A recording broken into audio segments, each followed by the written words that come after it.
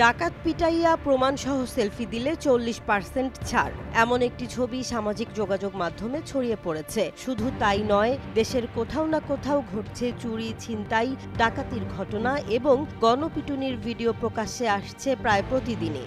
অবশ্য আইনশৃঙ্খলা পরিস্থিতি স্বাভাবিক রাখতে রাজধানী জুড়ে টহল বাড়ানো হয়েছে। নিরাপত্তা বাড়াতে বিভিন্ন গুরুত্বপূর্ণ স্থানে পুলিশের ৬৫টি চেকপোস্ট রয়েছে সক্রিয়।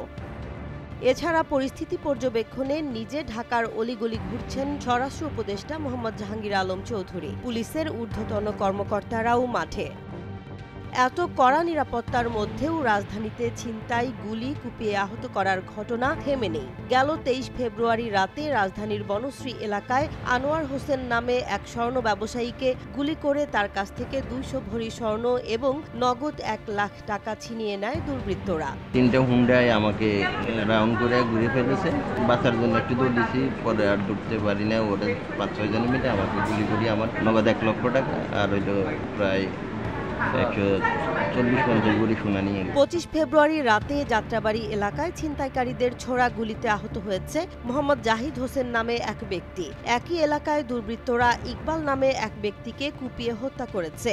ওই দিনই ছিনতাই করতে গিয়ে রাজধানীর উত্তরায় গণপিটুনির শিকার হন ২ ব্যক্তি। ২৬ ফেব্রুয়ারি ভোরে ধানমন্ডি এলাকায় ছিনতাইয়ের শিকার হন এক দম্পতি।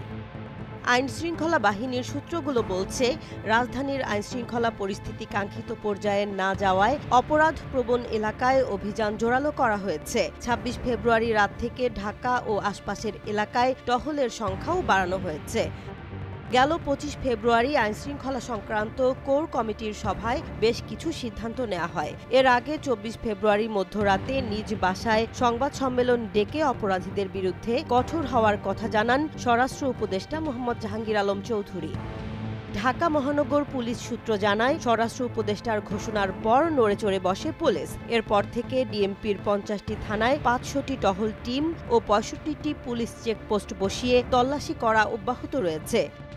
ডিএমপির টহল টিমের পাশাপাশি সিটিটিসির ১৪টি, এন্ট্রি টেরোরিজমের ১২টি ইউনিটের পাশাপাশি র্যাবের ১০টি টহল টিম দায়িত্ব পালন করছে। এছাড়া পুলিশের বিশেষায়িত ইউনিট এপিবিএন ২০টি চেকপোস্টের দায়িত্ব পালন করছে। তারপরও থামছে না ডাকাতি, ছিনতাইয়ের ঘটনা।